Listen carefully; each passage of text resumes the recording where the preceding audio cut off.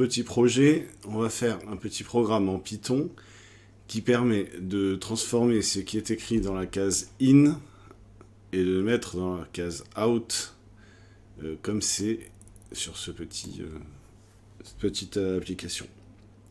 Donc par exemple, si j'écris test, j'appuie sur le bouton, ça recopie test. Si j'écris bonjour, ça écrit bonjour. Voilà. Donc ça, c'est ce qu'on va essayer de faire en Python. Première étape, on va dessiner une interface graphique. Pour ce faire, on va utiliser l'interface graphique TK-Inter. TK-Inter, je ne sais pas comment on dit. Donc c'est Inter, c'est pour une interface. Alors on va commencer par ça. Une fois que ça c'est fait, voilà, donc ça se met en couleur. Maintenant, on va essayer de dessiner une petite interface graphique. Alors, on va faire quelque chose d'assez simple, sous forme de grille. Le principe, il est relativement simple. Voilà, donc on va faire comme c'est écrit en gris, un petit tableau comme ça. On va mettre une disposition en gris parce que en grille, pas en gris la couleur, hein, parce que c'est beaucoup plus pratique. On pouvait aussi le mettre sous forme de pile, mais ça se prête moins au projet. Comment ça se passe? Dans une grille, vous avez des lignes et des colonnes. Vous avez, pour l'exemple, il y aura 3 lignes et il y aura 2 colonnes. On commence toujours par 0 en informatique, hein. Donc, dans la première ligne, on va mettre une étiquette avec marqué in. Dans l'autre partie de la première ligne, on va mettre une case qui servira d'entrée. Sur la deuxième ligne, on mettra juste un bouton qui écrira de in à out. Et sur la troisième ligne, donc la ligne 2, numéro 2, on mettra une étiquette out avec une case sortie. Donc ça, c'est pour le principe. Alors, comment on fait ça? Eh bien, c'est très simple. On retourne dans notre code. Et là, on va écrire un panneau principal. Donc, ce sera ce qu'on a dit avec les grilles dedans. Déjà, on va définir le tableau. On va déjà expliquer que c'est un objet TK. Le panneau, on va lui donner un titre. On va l'appeler IO pour in-out. On va lui donner une géométrie. Alors, ce qu'on appelle une géométrie, c'est les dimensions. Donc, on précise. Moi, j'ai mis 250 par 80. Voilà. Et enfin, on va lui préciser que au niveau du resizable, c'est-à-dire est-ce qu'on peut lui changer ses formes, on va mettre faux pour les deux, c'est-à-dire que les dimensions seront bloquées. Voilà, c'est-à-dire que si j'essaie avec la souris de changer les dimensions de la fenêtre, c'est pas possible. Une fois qu'on a défini ce panneau principal, on va définir tous les labels, toutes les étiquettes, etc., comme on vient d'en parler. Donc, on va mettre une petite étiquette in, où il y aura marqué juste in. Donc, l'étiquette, c'est un objet label. Label en anglais, c'est étiquette. On va la mettre dans le panneau principal, celui qu'on vient de définir. Et on précise que son texte, ça sera in. Ensuite, à côté, on va mettre une entrée pour in, c'est-à-dire un objet entry. Et cet objet, donc, on va le mettre sur le panneau et on va le mettre avec une largeur de 30 pixels. Ensuite, on va faire exactement la même chose pour la ligne numéro 2, donc la troisième ligne, qui aura l'index 2, c'est 0, 1, 2.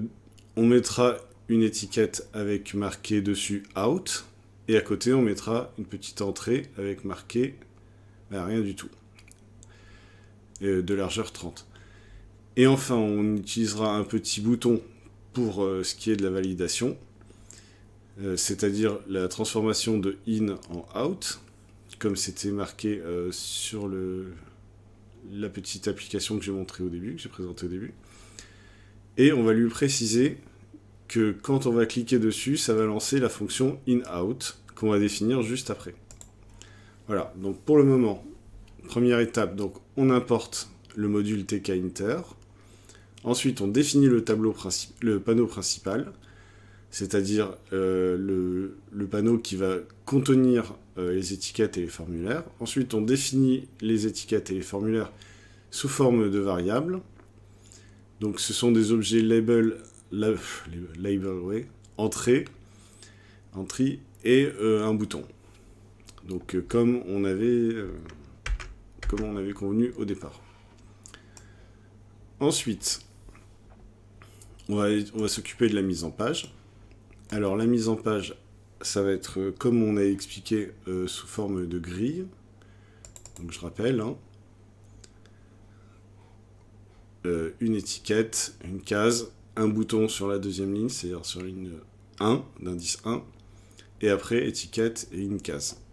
Je précise que sur la ligne row 1, il y aura un bouton, mais ce bouton utilisera toute la largeur. Donc là, on va être obligé de fusionner la colonne 1 et la colonne 2. Alors, comment on va faire ça? On retourne dans notre code. Donc on copie avec mon multi-copy-paste. On fait la mise en page. Là, la mise en page, on va la faire sous forme de grid, c'est-à-dire grille, ici. Donc on va préciser que le label in, c'est-à-dire le premier qu'on a fait, on lui donne la rangée numéro 0, enfin d'index 0, et la colonne d'index 0, c'est-à-dire ce qu'on vient de préciser sur le dessin que je viens de montrer. Ensuite, l'entrée, la petite case qui va servir d'entrée, elle aura la ligne 0, mais la colonne 1, c'est-à-dire qu'elle sera à sa droite. Ensuite, on va mettre le bouton de validation, qu'on vient de définir ici. Il sera sur la ligne d'indice 1, et sur la colonne d'indice 0. Et là, on va préciser column span, c'est-à-dire fusion de colonnes. Et donc, on va en fusionner 2. Et comme il n'y en a que 2, ça va en faire plus qu'une seule.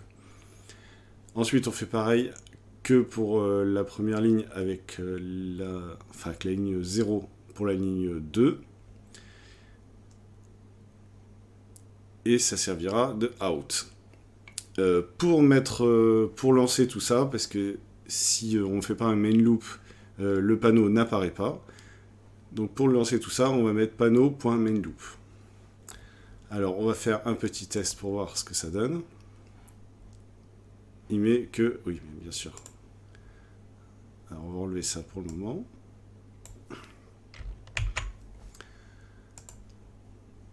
Voilà. Donc on a notre petit label in, le petit label out ici, donc étiquette, voilà, en français. On a le petit formulaire d'entrée et le petit formulaire de sortie. Si on appuie, il ne se passe rien parce que je viens d'enlever l'instruction quand on appuie. Et on peut remarquer aussi que le panneau, il a pour titre IO comme in-out. Il a des dimensions de 250 par 80 et voilà, on ne peut pas du tout le modifier. On retourne dans le code. Maintenant, qu'est-ce qu'on va faire? On va donc, CTRL-Z, on va donc définir la fonction in-out. La fonction in-out, c'est celle qui va permettre de copier ce qui est dans la petite case in vers la petite case qui est out. Comment ça se passe? Donc on va écrire une fonction qui s'appelle in-out et on va lui donner comme instruction de lire le contenu de in, ensuite de transformer le contenu de in en un contenu qui sera dans out, et ensuite on va lui demander d'écrire le résultat qui est dans out.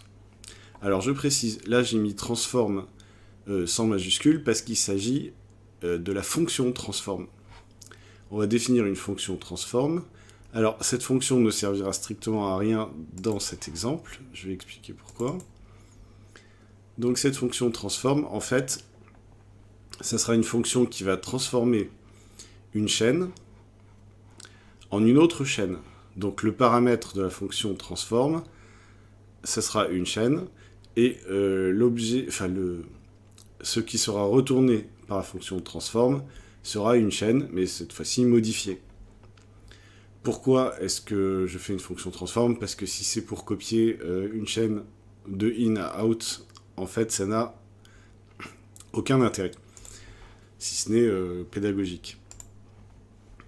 Donc pour ce faire, on va reprendre les fonctions. La fonction transform et la fonction in-out. Donc les fonctions, on va les mettre au début, c'est plus propre. Alors la fonction in-out pour commencer, que je viens d'expliquer. Donc la fonction in-out, c'est une fonction qui va donner une suite d'instructions.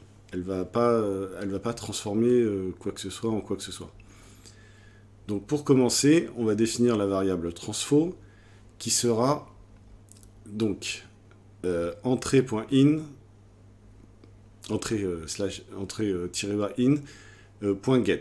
Get, c'est une méthode donc qui se rapporte à l'objet entrée-in.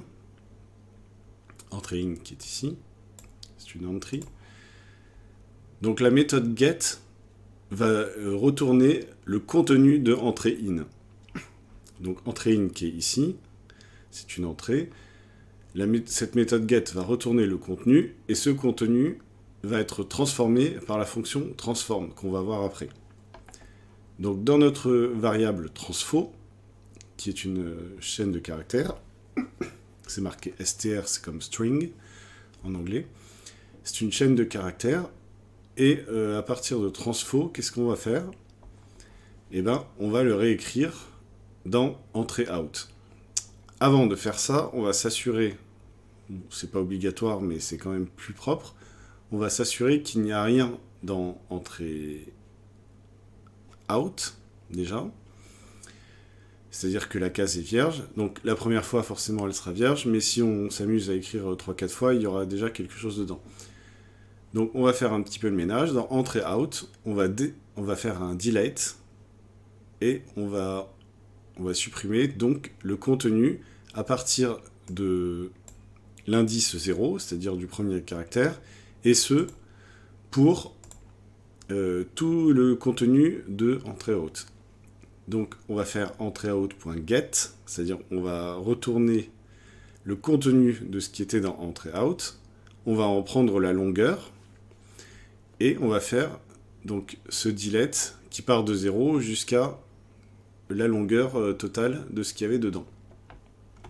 J'ai précisé en commentaire que c'était équivalent à faire entrée-out, delete, 0, end.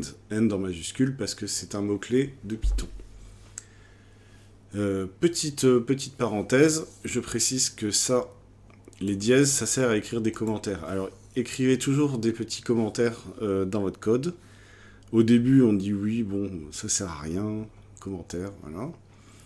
Mais en fait, c'est quand même bien quand on relit son code après. Je peux vous dire que quand on relit son code, bon là c'est un code relativement simple, mais quand c'est un code assez compliqué, quand on le relit ne serait-ce que des fois 2-3 mois après, on a un petit peu du mal. On a un peu de mal à savoir qu'est-ce qui représente quoi. Donc là, j'ai bien précisé que tout ce qui était ici, c'était pour définir le panneau principal. Là, tout ce qui est dans étiquette et formulaire, c'est tout ce qui est définition donc des étiquettes dans un premier temps et des formulaires ensuite. Donc, et puis du bouton, j'aurais dû mettre. J'ai bien séparé, j'ai mis une ligne de séparation après les deux premiers, après les deuxième et après la troisième ligne. Et enfin, j'ai mis une petite rubrique mise en page. Et là, j'ai mis la mise en page grille séparément. Voilà. Donc comme ça, c'est un peu plus facile à comprendre, c'est un peu plus propre. Si j'avais pas mis les commentaires et que j'avais tout mis sans passer de ligne, ça serait un petit peu plus difficile à lire et à relire. Donc reprenons notre fonction in-out. Donc la fonction in-out, c'est une fonction, comme je viens de préciser, qui est une suite d'instructions. Et cette fonction fait appel à une autre fonction qui est la fonction transform. Alors comme on appelle la fonction transform ici, il faut la définir. C'est ce qu'on va faire. Donc on définit la fonction transform. Alors la fonction transform, elle par contre, elle prend un paramètre. Le paramètre, ça sera une chaîne, peu importe. Et là, on va mettre une opération de transformation qui sera rédigée. Alors ça peut être par exemple, on va mettre un petit exemple, chaîne est égale à chaîne plus, allez, point d'exclamation, voilà. Donc la transformation, ça sera de rajouter un point d'exclamation à la chaîne qu'on aura tapée, qui n'a pas ici grand intérêt, mais c'est pour l'exemple. Donc si on lance, qu'est-ce qui se passe? Je vais mettre bonjour. Je vais taper out et il va me mettre bonjour avec un point d'exclamation. Donc qu'est-ce qui s'est passé? J'ai appuyé sur in-out. Alors je vais enlever ça. J'ai appuyé sur in-out. In-out, c'est la commande ici qui déclenche la fonction in. Enfin, c'est la commande, oui, qui déclenche la fonction in-out et qui est lancée par le bouton validation. Voilà. Cette fonction in-out, qu'est-ce qu'elle fait? On reprend. Donc elle va mettre dans la variable transfo entrée in.get, c'est-à-dire ici bonjour. Donc je vais prendre la valeur qui est dans entrée in, je vais faire un get, je vais la transformer avec la fonction transform. Donc là on est où? On est dans la fonction transform. Qu'est-ce que ça fait? Ça prend le paramètre chaîne et ça lui rajoute un point d'exclamation avec un espace devant, et on retourne chaîne. Voilà. Donc j'aurais pu mettre autre chose. Ici, donc, dans transform entrée in, ça retourne chaîne, donc transfo prend la valeur de chaîne ici, qui est retournée. Ensuite, entrée out, ce qui est ici, eh ben, on va l'effacer. Donc ça, c'est ce qui se passe. On va l'effacer en entier et on va y insérer la valeur de transfo, de la variable transfo à partir du caractère 0. Donc là, c'est ce qui s'est passé. Si je fais hello, qu'est-ce qu'il va faire? Eh ben, il va m'effacer ce qui était ici et il va rajouter hello transformé, c'est-à-dire avec un point d'interrogation, un point d'exclamation. Voilà. C'est aussi simple que ça.